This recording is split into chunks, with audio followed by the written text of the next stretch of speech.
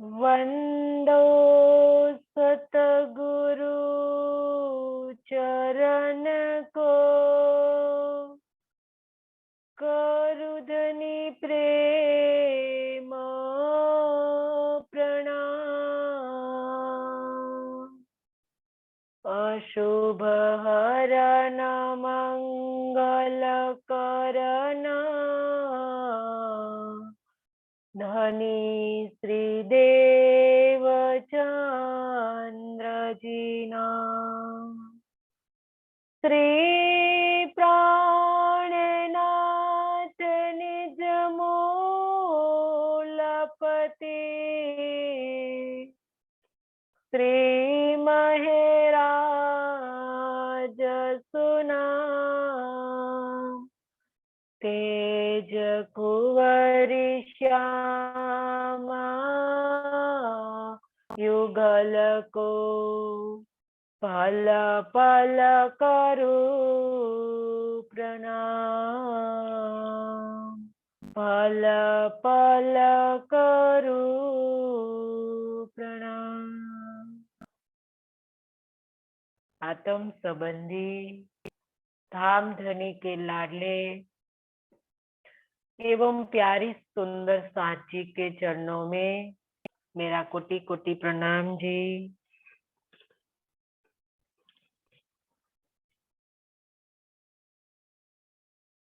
आऊ पण हुई स दुख में, पण न सांगाये म आसे।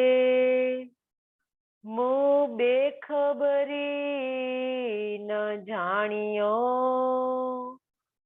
से तो हाणे हिये चढ़ाया जे। उलटियो आ कागर में,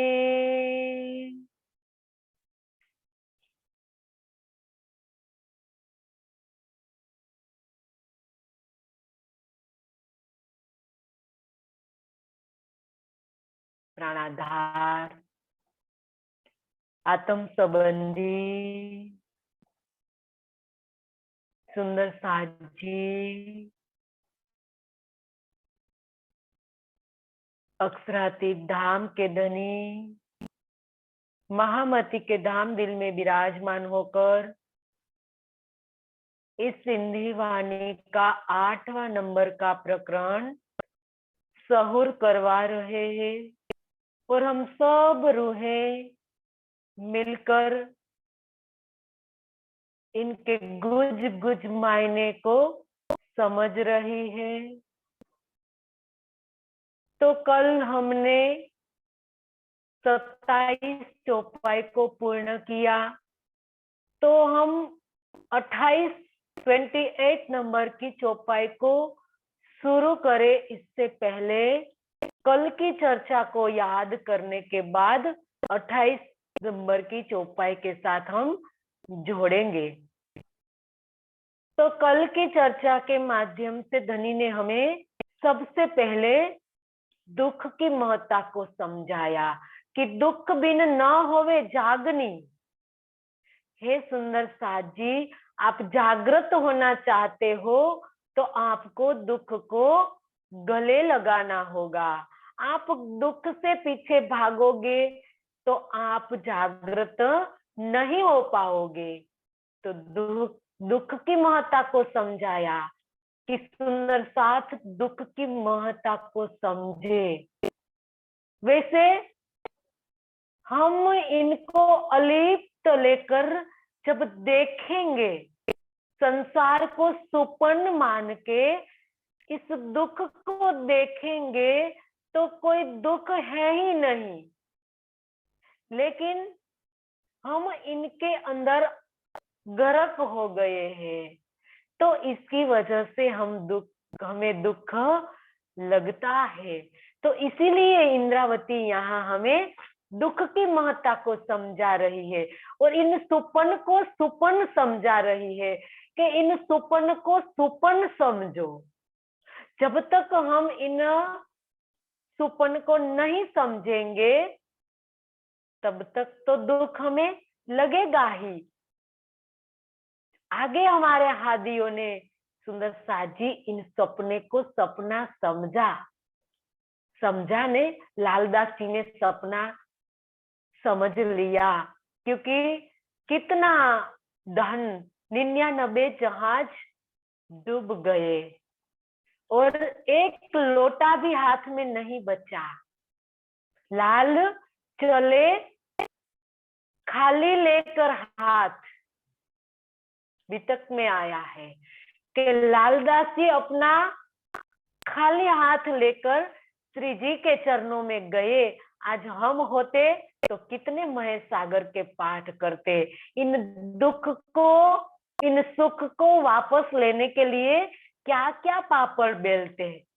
लेकिन वो लालदास जी है, उसने सुपन को सुपन माना, इंद्रावती ने सुपन को सुपन माना, तब उनको प्राणनाथ जी की शोभा प्राप्त हुई।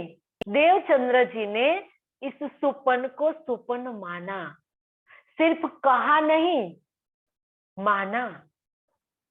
कितने कष्ट सहन किए।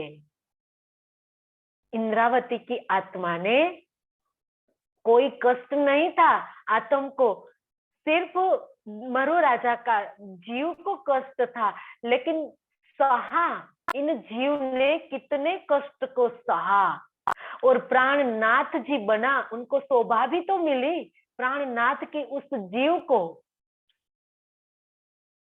क्योंकि सुंदर साथ जी चेता सुख आत्म को इनका थोड़ा ही अंश जीव को मिलता है, चेता सुख परात्म को इतना इनका थोड़ा सा ही अंश आत्म को मिलता है, और आत्म को जो सुख मिलता है इनका थोड़ा सा ही सुख जीव को मिलता है, और जीव गदगद हो जाता है। जीव को लग रहा है कि अब मुझे प्राणनाथ जी शोभा मिली है, वैसे जीव को नहीं मिली है, जीव को मिलेगी योग माया के ब्रह्मांड के अंदर। यहाँ तो इंद्रावती की आत्म प्राणनाथ बन के बैठी है, तो ये दुख की महत्ता का प्रताप है सुंदर साथ जी। जो जीव जितना सहन करेगा, जो सुपन मानेगा, उनको उतनी ही शोभा ज्यादा मिलने वाली है इस संसार के अंदर। तो लालदास जी को भी शोभा मिली महामती की, क्योंकि कब मिली? सुपन माना तब मिली। तो आज हमें यही बात इंद्रावती समझा रही है कि हे सुंदर साथ जी, जब तक आप इन सुपन को सुपन नहीं मानोगे तब तक तो आपको कष्ट होगा ही इस दुख का, क्योंकि आप इनके अंदर गर्क हो गए हो। वैसे आप आए ही नहीं हो तो जाने का कोई सवाल ही नहीं रहेगा, लेकिन हमने मान लिया है कि हम ही जीव है, हम ही शरीर है, हम ही इस संसार के अंदर आए हैं, तो इस दुख को उनको लगने से कोई नहीं बचाने वाला है। तो ये बात इंद्रावती ने यहाँ हमें दुख की महत्ता को समझाया, सुपन को समझाया, इसके बाद बहुत बड़ी बात समझाई कि मैंने जो गलती की, मेरे सदगुरु के धाम दिल में विराजमान श्री राज्य को नहीं पहचाना, मूल संबंध की पहचान नहीं की। जो मूल संबंध की पहचान आज जागनी ब्रह्मांड में बहुत बड़ी उपलब्धि है, जो हम आज करने आए हैं। और इस इलम वाणी से हमें मूल संबंध की पहचान होनी है। और अब तो आज हम सुन रहे हैं सिंधी वाणी, तो सिंधी वाणी तो मूल संबंध की पहचान कराती है। तो सबसे पहले हमें मूल संबंध की पहचान करनी होगी, तब जाके हम प्रेम कर पाएंगे, हम समर्पण कर पाएंगे, हम विरह के धरातल पर खड़े रह पाएंगे। तो इसके लिए ये सभी बातें हमें समझाई गई, तो सुंदर साथ जी ये बातें हमें आत्मसात करनी होगी, तब जाके हम अपनी आत्मा को जागृति की ओर ले जा पाएंगे। तो आगे भी यही बात इंद्रावती कहती है कि उलटियो आ कागर में लिखियो सुंदर बाई जोडो, ते कागर न वांचियो पण मु पाहिजे कने सुवो। उलटियो आ कागर में लिखिया सुंदर बाई जोडो। आपने कुरान में उल्टे श्यामा जी को ही दोषी ठहरा दिया है। मैंने कुरान पढ़ा तो नहीं है, ते कागर न वांचियो, मतलब इंद्रावती कहती है कि मैंने कुरान तो नहीं पढ़ा है, पण मु पाहिजे किने सुओ, किंतु अपने कानों से सुना है। यहाँ सबसे पहले हम इस 2 चरण का अर्थ करें कि आपने कुरान में श्यामा जी को क्यों दोषी ठहरा दिया। इंद्रावती कहती है कि हे धनी, आपने श्यामा जी को दोषी ठहरा दिया। कुरान के अंदर हदीसों में बताया गया है, यूसुफ एवं तफसीर हुसैनी में ऐसी व्याख्या विशेष रूप में इनके अंदर वर्णित है कि रूहल्ला पर गुनाह। तो संसारी लोगों की तरह महामती जी में कुरान की किसी मौलवी से, मतलब अगले चरण की व्याख्या के अंदर आएगा। अब तो हम 2 चरण की व्याख्या करें कि इसमें कहा कि रूहल्ला पर गुनाह लगा, तो क्यों लगाया धनी आपने, तो ये बात यहाँ कब की जाती है। वैसे हमारे जो हादी श्री रूहल्ला, जो जिसने 2 तनों में लीला की, तो दूसरा तन भी रूहल्ला का ही था। तो रूहल्ला पर गुनाह लगा, मतलब उनके अंदर कौन विराजमान थे? श्री राज जी तो विराजमान थे। तो उसने अपने ऊपर इस गुनाह को ले लिया। वैसे रूहल्ला पर कोई गुनाह नहीं है, लेकिन संसार के अंदर सब सुंदर साथ को बताना था कि 5वें चौथे दिन की लीला के अंदर जब जीव ने जो भी कसनी की, जो भी बंदगी की, तो बंदगी का बदला मांगने लगा, और बदला मांगकर जागने की शोभा मांगी, तो ये उन पर दोष लग गया। तो सुंदर साथ जी उनको आशिक कहते हैं कि आशिक अपने मासूक को रिझाने के लिए सब गुनाह अपने ऊपर ले लेता है।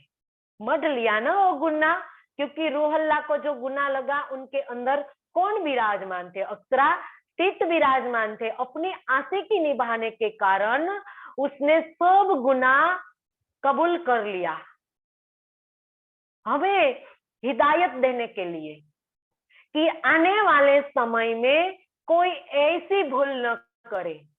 जो भी यहाँ शोभा मिली है तो धाम के धनी ने दी है, जो भी शोभा दी है तो अप्सरा तीत ने दी है, तो हमें संपूर्णपणे अपनी मैं खुदी को निकालनी होगी, तब जाके इन शोभा को ली जाती है, जो इंद्रावती ने ली। इंद्रावती ने 5वें दिन के अंदर ही तो रूहल्ला था, लेकिन इंद्रावती ने पूर्ण रूप से समर्पण किया। तो ऐसी प्रेम की पराकाष्ठा, समर्पण की पराकाष्ठा करने के बाद ही अपनी मैं खुदी खत्म होती है। ये बात स्पष्ट करानी थी, इसीलिए यहाँ ये कहा कि रूहल्ला पर गुनाह लग गया। तो वैसे रूहल्ला पर गुनाह इसीलिए हमको दिखाने के लिए, हमको समझाने के लिए ये बात लिखी गई है। और ऐसा गुनाह लगाया गया है, जानबूझकर गुनाह लगाया गया है। वैसे वो तो अप्सरातीत था, उनको सब पता है कि कौन जीव पर क्या लीला करनी है, वो सब उनको पता है।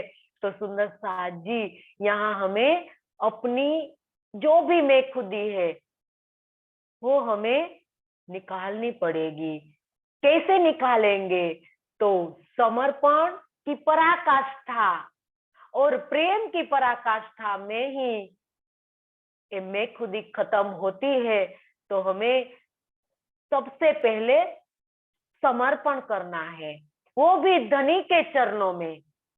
धनी के चरणों में अपनी मैं खुदी को विलीन करना है कि तेरी रजा में राजी, श्री राज्य की रजा में राजी रहना है। इस अवस्था में हमें चाहे सुख मिले, दुख मिले, जो भी मिले, हमें पूर्ण स्वीकार करना है। तब जाके सुंदर साथ जी पूर्ण रूप से हम समर्पण कर पाएंगे। क्योंकि यहाँ मूल संबंध की पहचान करनी है। मूल संबंध की पहचान जब इंद्रावती ने की, तो इंद्रावती ने पूर्ण समर्पण धनी के चरणों में किया और धनी के चरणों में अपनी मैं खुदी को खत्म कर दिया कि धनी मैं तो तुम्हारी कियल, मैं तो तुम्हारी कियल। तब जाके उनको इतनी सारी शोभा मिली। तो ये बात यहाँ सुंदर साथ जी हमें समझा रहे इंद्रावती। और आगे कहती हैं कि यदि मैंने कुरान पढ़ा तो नहीं, मतलब इंद्रावती को के अंदर विराजमान है युगल स्वरूप। जो कुरान को भेजा, जो भी धर्म शास्त्रों को भेजने वाले कौन है? वो तो अक्षरातीत है, वो तो महामती के धाम दिल में विराजमान है। तो उनको कोई कुरान पढ़ने की जरूरत नहीं है। लेकिन हमें समझा रहे हैं कि इतनी सारी शोभा लेकर भी कभी अपनी प्रत्यक्ष वास्तविक पहचान नहीं दी किसी को। तो अपनी वास्तविक पहचान को छिपाने के लिए वो कुरान मौलवियों के मुख से पढ़ सुनते हैं। 5वें दिन में सुना था ना, मौलवियों के मुख से, काजी के मुख से बुलाया था, कायम मुल्ला को बुलाया था इस कुरान की व्याख्या करने के लिए। श्री जी ने बुलाया था ना, हम अभी तक से सुनते हैं सब, ये बात हमें विदित है। तो ये बात यहाँ कही कि सुनने के लिए मैंने सुना है, लेकिन क्या कहती है, अपने कानों से सिर्फ सुना है, मैंने पढ़ा नहीं है। क्योंकि वो तो अरबी भाषा, वैसे इस अक्षरातीत ने जो लिखवाया है तो कभी उनको सुनने या पढ़ने की जरूरत नहीं है। इसीलिए जो कयामतनामा के अंदर ये बात बताई गई है, खुलासा के अंदर बात बताई गई है कि पढ़िया ना ही फारसी ना कछु हरफ आरब, सुनिया न कान कुरान को पर खोलत मायने सब। कहीं कोई शिक्षा लेने नहीं गया, श्री जी गए थे कुरान की या अरब भाषा समझने के लिए, फारसी कोई भाषा के क्लास नहीं किए थे। लेकिन ऐसे ही सब मायने खोलते जा रहे हैं। तो सुंदर साथ जी अपनी वास्तविकता छिपाने के लिए इस प्रकार की लीला रूप के अंदर कायम मुल्ला को बुलाया और कुरान पढ़ा, उनका मायना समझा और समझकर सब बातें सुंदर साथ को समझाई। वेद और कतेब परंपरा का एकीकरण किया और साथ में वाणी का भी अवतरण हो रहा था, खुलासा ग्रंथ का अवतरण हुआ, सनंद का अवतरण हुआ। तो इसी प्रकार से इन 90 हरफ 90 हरफ जो कहे थे, कुरान न सुनने का जो कथन है, तो इसका आशय इस प्रकार से हम समझे कि जिस अक्षर और अक्षरातीत के बीच में जो 90,000 हरफ बातें हुई थी, ये दोनों ही महामती के धाम दिल में विराजमान है। और कुरान की आयतों लाने वाला जब्राइल फिरिश्ता भी उनके अंदर विराजमान है, और उनके खोलने के जो भी रहस्य जानने वाला जागृत बुद्धि का फरिश्ता अस्राफिल भी महामती के धाम दिल में विराजमान है। तो ऐसी अवस्था में इनको किसी भी मुल्ला के पास, मौलियों के पास, अन्य किसी से भी पढ़ने या सुनने की कोई जरूरत नहीं थी। तो सुंदर साजी एक गुह्यतम भेद महामती के धाम दिल में ही स्वतः ही विद्यमान थे। युगल स्वरूप विराजमान थे तो स्वतः ही खुल रहे थे, युगल स्वरूप ही तो खोल रहे थे सब मायने। तो ये बात यहाँ स्पष्ट की है कि हे सुंदर साज जी, अगर आपको अपनी मैं खुदी को खत्म करना है तो अपने दिल में युगल स्वरूप को बिठाना होगा, तब जाके मैं खुदी भी खत्म होगी और सब मायने, ये सब जो वाणी के जो मायने हैं, गुज गुज जो मायने हैं, वो अपने आप खुलेंगे, क्योंकि युगल स्वरूप विराजमान हो जाएगी हमारे दिल में। तो ये मायने हमें सब विदित हो जाएंगे, क्योंकि हमारे दिल में, मतलब आत्मा के दिल में बिना कलमे सब लिखे हुए हैं, इस वाणी लिखी हुई है हमारे दिल में, लेकिन हम इनको समझ नहीं पा रहे हैं।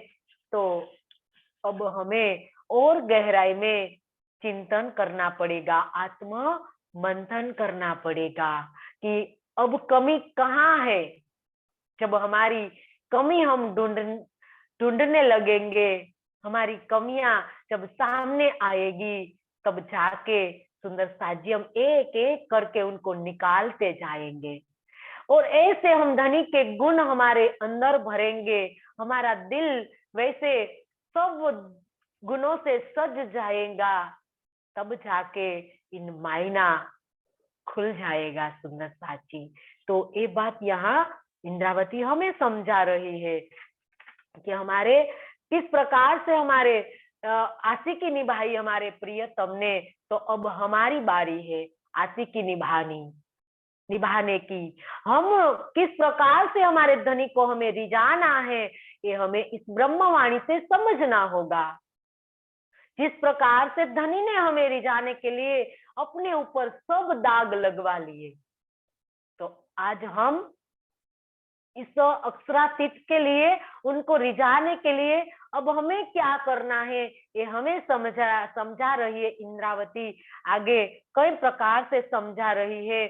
से दुख सहया असा रांद में, सांजे से दिए आखिर, से पण चाडिया सिर मथे, तो सहंदो हियो निखर, से दुख सहया असा रांद में।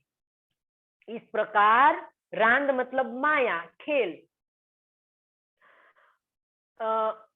माया के इस खेल में हमने दुखों को सहा, से ही दिए आखिर, तो आखिर भी हम इसी प्रकार के दुख को हमें आखिर के समय, अंत समय तक भी सहन करना पड़े, तो भी हमें सिरोधार्य है। से पण चाडिया सिर मथे, तो सेहिंदो हियो निखर, मेरा यह कठोर हृदय उसे भी सहन कर लेगा। अब इंद्रावती ऐसी अवस्था समर्पण के भाव में कहती है, धनी के प्रति पूर्ण रूप से समर्पण कर दिया है, समर्पित हो गई है। और अब धनी को कहती है कि हे धनी, अब इस प्रकार के जो माया के जो दुख है, हमने यहाँ आकर बहुत सहन किए और आगे भी हम सहन करेंगे। हमें सिरोधार्य मतलब हमें सिर्फ आपका दीदार करना है, और दीदार के लिए आप जो भी दुख हमें दोगे, वैसे धनी नहीं देते, क्योंकि तिल जेता भी दुख में तुमको नहीं दे सकता हूं। हमारे तो धनी सत सुख के दातार है, लेकिन जीव की वजह से यहाँ दुख देखना, आत्मा पर जो गुना लग जाता है, तो इसी वजह से लगता है धनी हमें कभी दुख नहीं देते हैं। लेकिन इंद्रावती कहती है कि धनी हमें तो दीदार चाहिए, और इसके लिए हमने कोई कष्ट सहन किए किए है ना। सुंदर साथ जी, याद करिए चौथे दिन की लीला को, सदगुरु की लीला को, इसके बाद 5वें दिन की लीला को याद करो। जागनी लीला में निकले तो बीच में कितने कष्ट सहन किए किए ना। तीनों ऋतुओं के दुख सहन किए, कभी खाना मिलता है, कभी कई दिनों भूखे रहे। जिस तन में अक्षरातीत विराजमान है, उसने कितने भूख के कष्ट सहन किए, कितने कष्ट, टुकड़ा मांग कर खाया, और भी कई कष्ट, रहने को कहीं मिलता होगा, नहीं मिलता होगा, कहीं सोने की किसने वहां आगे सुविधा की थी। जहां गए चलकर, कहीं चलकर गए तो कहीं नाव में बैठकर गए। तो इस प्रकार से इनको दुख सहना कहते हैं। एक ही सुंदर साथ जी हमें एक सेंटेंस में बताया गया कि कितना दुख सहन किया, वो किसके लिए, धनी को प्राप्त करने के लिए। तो आज हमें अगर हमें धनी को प्राप्त करना है, युगल स्वरूप का दीदार करना है, हमारे निज स्वरूप का दीदार करना है, परम धाम के 25 पक्षों को हमें देखना है, तो आज अगर हमें कोई भी कष्ट मिल रहा है तो हमें किस प्रकार से सहना है। इंद्रावती समझा रही है हमें कि हमें 100 प्रकार के कष्ट को सहा धनी के दीदार के लिए। तो आज भी हमें धनी को दीदार करना है, तो जो भी कष्ट हमें मिले, तो हमें धनी को कहना है कि हमें जो भी कष्ट मिले हम सहने के लिए तैयार है धनी, हम कभी पीछे हट नहीं करेंगे। तो ये बात यहाँ समझा रही है इंद्रावती कि अंत समय तक भी सहन करना पड़े। ऐसा नहीं है 5वें दिन की लीला को पूर्ण हो गई तो कष्ट पूर्ण हो गए। अंत समय तक, जब तक इस खेल खड़ा है, आत्मा की जागृति जब तक सब आत्माओं जागृत नहीं हो जाएगी, तब तक अगर हमें दुख मिले तो हम सहने के लिए तैयार है। सुंदर साथ जी, अंत समय का मतलब जब हमारी आत्मा की जागृति हो जाती है, हमारी आत्म की फजर हो जाती है, तो हमारे लिए कोई खेल नहीं है, हमारे लिए खेल खत्म हो जाता है। वैसे हम इस संसार के अंदर रहते हुए भी हमारे लिए कोई खेल नहीं रहेगा।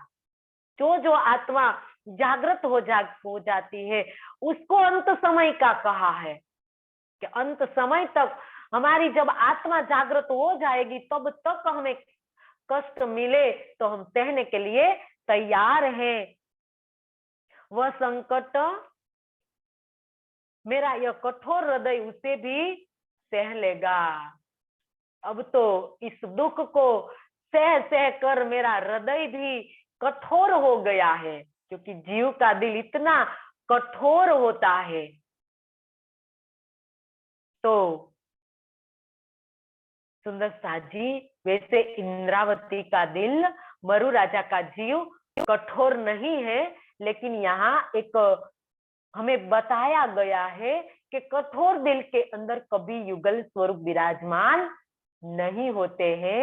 युगल स्वरूप विराजमान है जो दिल के अंदर, तो आत्मा इंद्रावती के आत्मा के अंदर युगल स्वरूप विराजमान है, तो कोमल है।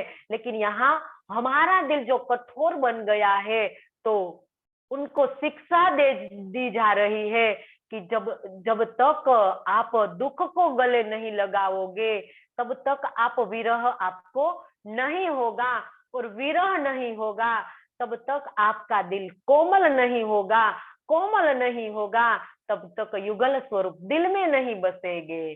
तो इस प्रकार से यहाँ युगल स्वरूप को दिल में बसाने के लिए ये सब बातें कही गई है कि सुंदर साथ जी, आपका दिल कोमल बनाइए। कोमल बनाने के लिए विरह चाहिए, विरह के लिए दुख चाहिए, तो दुख हंसते हुए सहन करिए।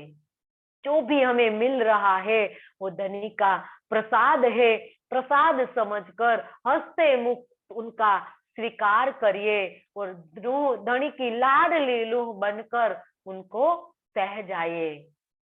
तो ये बात यहाँ इंद्रावती हमें कह रही है कि संकट के समय हमें कभी अधीर नहीं होना है। जब हम अधीर हो जाते हैं तो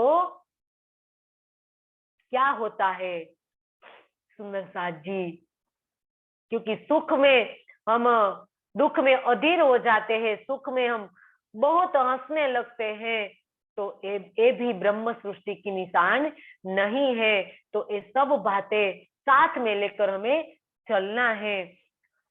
ते लाए घड़ों को चुआ तो के सब मालूम, से सब तो ही जे हुक्मे असा किया कम। इसीलिए अब मैं अधिक क्या कहूँ, मैंने सब कुछ कह दिया आपको, कितनी बात आपको मैंने कही, तो इससे अधिक मैं क्या कहूँ। इंद्रावती कहती है कि आपको तो सब मालूम है, यहाँ पर सभी कार्य से सब तो ही जे हुक्मे असा कयो कम, मतलब यहाँ पर हम सभी कार्य आपके हुक्म से ही करते हैं। तो यहाँ इंद्रावती अब धनी को कह रही है कि धनी, इससे अधिक मैं आपको क्या कहूँ, क्योंकि आप तो सामर्थ्यवान है, सर्व अंतर्यामी है, आप सब जानते हो। वैसा हम आपको बताए तब आपको पता चले, ऐसा तो नहीं है। हे मेरे प्रियतम, हे मेरे प्राण वल्लभ, आप सब जानते हो, मेरे को आपको कुछ बताने की जरूरत नहीं है। यहाँ तो सब कार्य आपके हुक्म से ही हम करते हैं। यहाँ इंद्रावती ने हुक्म की महत्ता को समझाया है कि यहाँ हम हुक्म के स्वरूप बनकर आए हैं, तो हम मन माना कभी नहीं कर सकते। अगर हम कहेंगे कि ये संसार के कोई भी दुख हमें नहीं मिलेंगे, तो अगर हम उल्लंघन करेंगे इस संसार के नियम का, तो हमें दुख मिलना ही है, क्योंकि ये कर्म भूमि है। तो यहाँ दुख मिलेगा ही, दंड मिलेगा ही। तो यहाँ हमें हुक्म के अधीन, मतलब के हुक्म के आदेश से ही रहना है। धनी, हम तो आपके हुक्म के आदेश से ही रहते हैं, यहाँ हम कभी उल्लंघन नहीं करेंगे। अब कहीं किया भी नहीं है। देखो, जागनी लीला के अंदर कभी नियम का उल्लंघन हुआ? 5वें दिन में श्री जी जब विराजमान थे, प्रत्यक्ष लीला चल रही थी, तो औरंगजेब बादशाह को जागृत करने के लिए कितने प्रयास किए गए, कभी उल्लंघन नहीं किया। इसीलिए इंद्रावती कहती है कि आप तो सब जानते हो, क्या हमें यहाँ दुख मिल रहा है तो आपको पता नहीं है? हम बताएंगे तभी आपको पता चलता है। आप सर्व अंतर्यामी हो, हमारे प्रियतम सर्व अंतर्यामी है, हमें कभी उनको बताने की जरूरत नहीं है। ये इंद्रावती हमें समझा रही है कि हे सुंदर साज जी, तुम्हारे प्रियतम कोई भगवान अवतार नहीं है, कोई ईश्वर, कोई अक्षर नहीं है, तुम्हारे प्रियतम अक्षरातीत है, वो सर्व अंतर्यामी है, उनको कुछ कहने की जरूरत नहीं है, उनको कहा गया है आशिक, वो निभा रहा है अपनी आशिकी, और अब हमारी बारी है आशिकी निभाने की, तो हमें निभानी है। तो जो भी हमें इस संसार के अंदर मिल रहा है तो धनी के आदेश से ही हो रहा है, और हमें रहना ही उनके आदेश से ही। धनी की इच्छा में ही हमारी इच्छा को विलीन करनी है, धनी की रजा में ही हमें राजी रहना है। और आत्म जागृति किसको कहा है? कहा है कि माया में डूबकर अगर हम मन के अधीन होकर अगर हम चलते हैं, माया में हम डूबे डूबे रहेंगे तो माया के अधीन चलेंगे हम। ये दर्शाता है कि माया में डूबना दर्शाता है, तो मन के अधीन अगर हम रहेंगे, मन का कहना मानेंगे और उनके अधीन रहकर तो माया में डूबा हुआ कहा जाएगा। लेकिन धनी के हुक्म से, धनी की इच्छा पर चलना आत्मा की जागृति की अवस्था को प्रकट करता है। आत्मा की जागृति अगर हमें आत्मा जागृत हुई माननी है तो सुंदर साजी धनी के हुक्म से, उनके आदेश से ही चलना पड़ेगा हमें, कि जो भी यहाँ हमें मिल रहा है हमें प्रयास करते रहना। क्या करना है?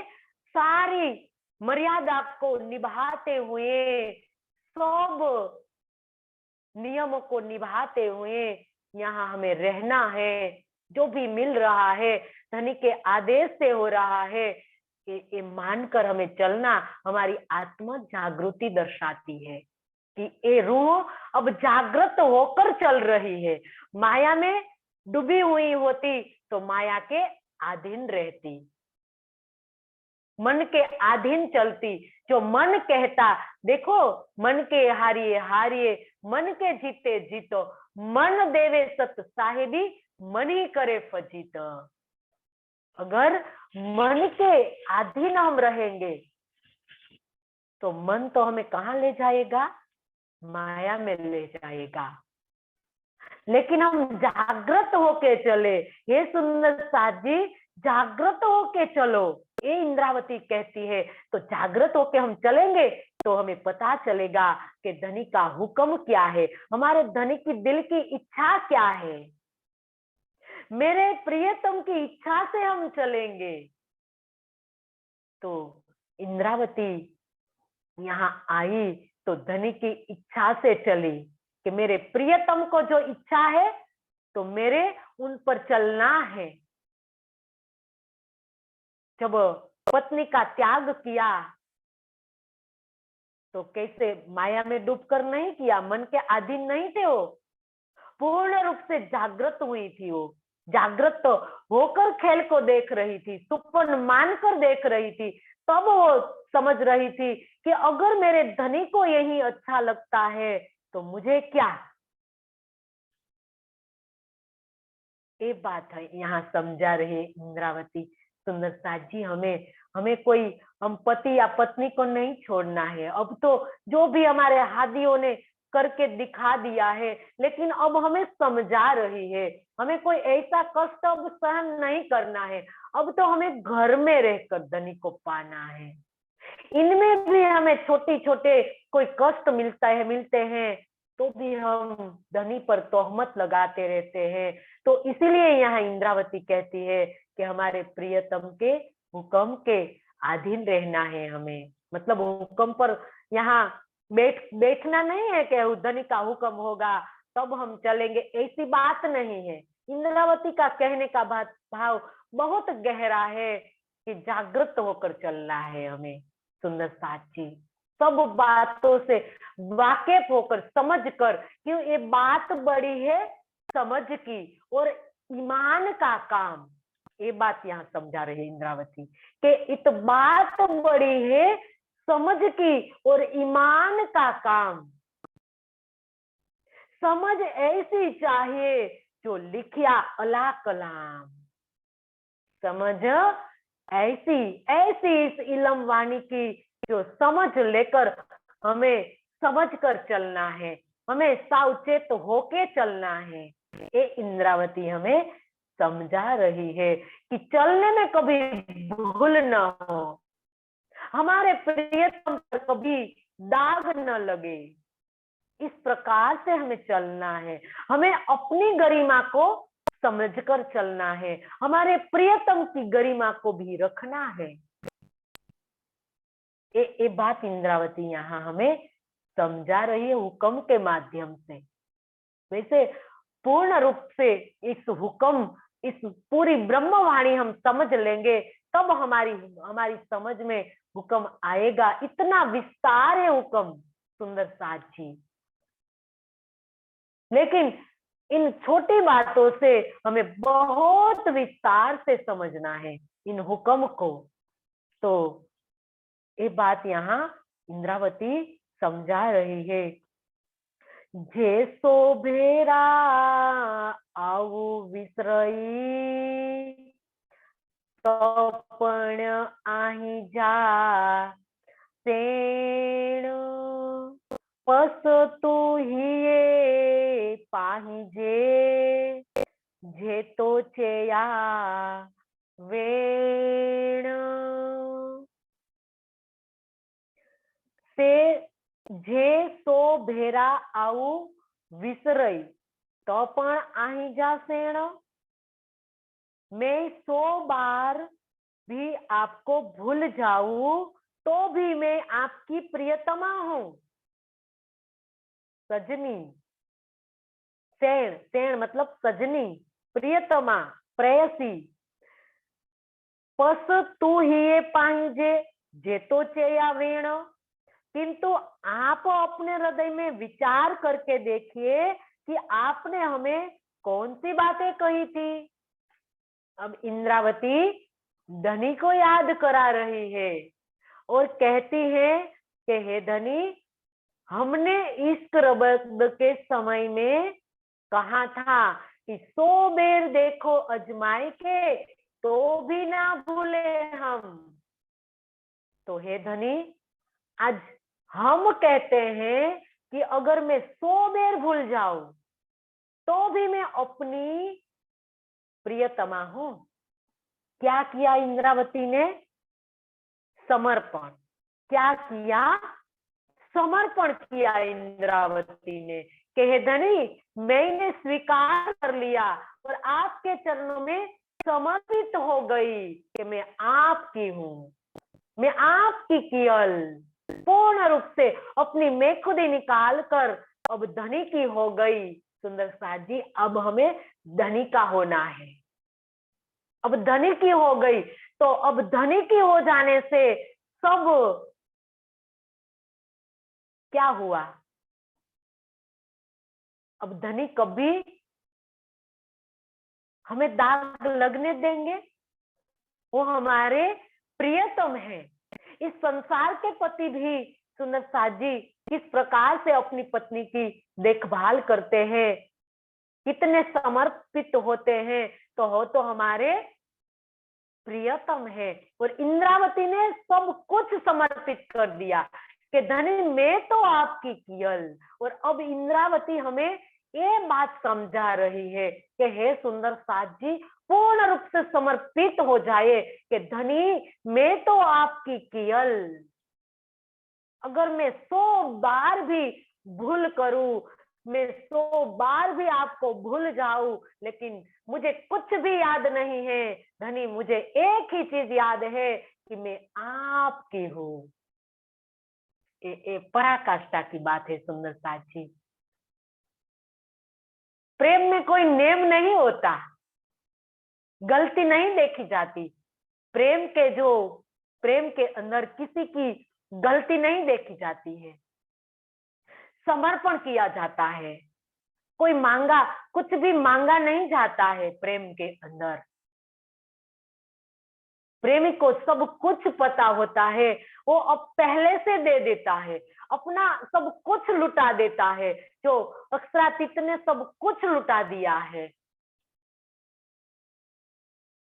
इसके बाद अब आत्माओं को लुटाना है, क्योंकि हमारी बारी है, हमें लुटाना है। इंद्रावती अब कहती है कि इश्क रबद के समय आपने क्या किया था, आप याद कीजिए। आपने जो कहा था उसकी याद दिला रही है कि धनी, अब दीदार देने की बात मैं कह रही हूं आपको, तो इसके लिए मैं स्वीकार करती हूँ, मुझे जो भी कष्ट मिले तो मैं सहन करने के लिए तैयार हूँ। और मैं भूल भी जाऊं, 100 बार मैं भूल जाऊं, लेकिन धनी मैं आपकी हूँ, मैं और कुछ नहीं जानती, मैं आपकी हूँ। और मैं आपको ही निवेदन कर रही हूँ कि धनी, आपने इस रबद के समय क्या कहा था, इसको आप याद कीजिए। आपने याद करा रही है इंद्रावती धनी को, इस रबद का समय याद करा रही है। तो हमें भी तो याद करना है इस रबद को, कि धनी को किस प्रकार से हमने कहा था और धनी ने हमें क्या कहा था। इंद्रावती अब खिलवत के अंदर याद दिला रही है, खिलवत में जो कहा है इसके बारे में तो याद दिला रही है कि मैं तुम्हारे वास्ते करूंगा कई उपाय, मैं करूंगा उपाय, कई प्रकार से मैं उपाय करूंगा, ये बातें सब याद देऊंगा जो करता हो इपदाय। सब एक एक बात को मैं याद दिलाऊंगा। जो मूल मिलावे में हमने जो भी बात की थी, इपदाई, मूल इपदाई मतलब मूल मिलावे में जो भी बात की थी मैं सब याद दिलाऊंगा, सब उपाय करूंगा। क्या आपने नहीं कहा था, तुम रूहे मेरे तन सो वाहदत बिच एक, ये भी तो कहा था। और भी कहा था कि मैं भेजूंगा किताबत तुमको सब इसकी हकीकत, तुम कहोगे किन खसमें भेजी किताबत, मैं रूह अपनी भेजूंगा भेख लेसी तुम माफक। ऐसी ऐसी बात क्या आपने नहीं कही थी हे धनी। तो इसके लिए अगर मैं 100 बार भी भूल जाती हूँ तो भी मैं आपकी प्रियतमा हूँ। तो आपको अपने वचन पर आपको उपाय करना होगा। इस संसार के अंदर दीदार देने के लिए अनेक उपाय आपने कहा था कि मैं करूंगा। तो आपको दीदार देने के लिए, सब रूहों को उनके साथ मीठी मीठी बातें करने के लिए अब मैं निवेदन कर रही हूँ आपसे, हे मेरे प्रियतम, हे मेरे प्यारे खसम, इस संसार के अंदर सब रूहों को दीदार दीजिए, उनके साथ मीठी मीठी बातें कीजिए। हे पण कंदे गालियू लाडजियू तांजे बिसरा थी, संग जानी मूरझो थिए थी गुस्तांगी। हे पण कंदे गालियू लाडजियू तांजे विसरा थी, प्रेम प्रीति की जो बातें मैं कर रही हूं संभवतः इसे मेरी भूल कहा जा सकता है, किंतु संग जानी मूर जो थिए गुस्तांगी, इसका मतलब है कि इसके संबंध में परम धाम के मूल संबंध से ही तो मैं ऐसा करती हूँ। भले ही आप इसे मेरी अशिष्टता समझे, गुस्तांगी मतलब अशिष्टता, बेअदबी जिसको कहा है कि ए धनी, ये सब बातें जो मैंने आपको कही, प्रेम की बातें कही, प्रीति की बातें कही, तो इनको आप मेरी भूल समझना। अगर समझते हो मेरी भूल, किंतु मैं जो भी बात कही है मैं मूल संबंध से कही है। किस प्रकार से कही है? मैंने जो भी बात कही मूल संबंध से ही कही है, क्योंकि आपसे मेरा मूल संबंध है और इन मूल संबंध की मैंने पहचान कर ली है। तब जाके मैंने इस प्रेम की बात की है। मतलब मैंने हक और फर्ज दोनों को समझ लिया है। अधिकार और दावा, जो अधिकार इस संसार के अंदर मुझे दिया गया है, इस अधिकार को मैंने अच्छी तरह से निभा लिया, समझ लिया, और इसके लिए मुझे जो फर्ज का पालन करना था वो मैंने कर लिया ना इंद्रावती ने। अधिकार जो एक ब्रह्मांगना का अधिकार जो था, इंद्रावती ने वो पा लिया, और इसके लिए उनको जो भी करना था वो भी कर लिया और अपने मूल संबंध की पहचान कर ली। तब जाके मैं इस प्रकार की बात आपको कह रही हूं। मैंने आपके ऊपर अधिकार जमा लिया है। ऐसे में इस प्रकार से नहीं कह रही हूं आपको दीदार देने के लिए। आप अगर मुझे दीदार देते हो तो कोई एहसान नहीं करते हो, क्योंकि मेरा आपसे मूल संबंध है। मैंने मूल संबंध की पहचान कर ली है, तो इसके नाते मैं आपसे प्रेम मांग रही हूँ, आनंद मांग रही हूँ, आपसे मीठी मीठी बातें करने के लिए कह रही हूँ। तो इसके लिए आप कोई एहसान नहीं कर रहे हो धनी। बड़े प्यार से इंद्रावती मूल संबंध की पहचान करके धनी को अब नतमस्तक कर रही है। और इसके लिए आप मुझे अशिष्ट भी कहो तो भी मुझे मंजूर है, लेकिन आपने मूल संबंध के नाते सबको दीदार देना ही होगा। तो इस प्रकार से यहाँ इंद्रावती हम सबको सुंदर साज जी मूल संबंध की पहचान समझा रही है, निस्बत की पहचान करने के लिए कह रही है कि इंद्रावती ने किस प्रकार से निस्बत की पहचान की और निस्बत की पहचान करके अधिकार को प्राप्त किया, और अधिकार को प्राप्त करने के लिए जो भी किया वो हमें करना पड़ेगा, क्योंकि हक और फर्ज एक सिक्के के दो पहलू है।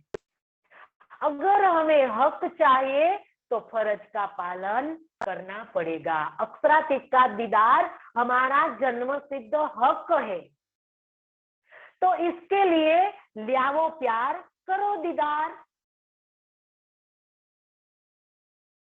हमें करने के लिए जो वाणी में कहा गया है वो तो करना पड़ेगा, तब जाके हमें अधिकार, हमारा हक मिलेगा। तो इंद्रावती ने अपना अधिकार मांग लिया, अब हमारा अधिकार हमें दिलवा रही है।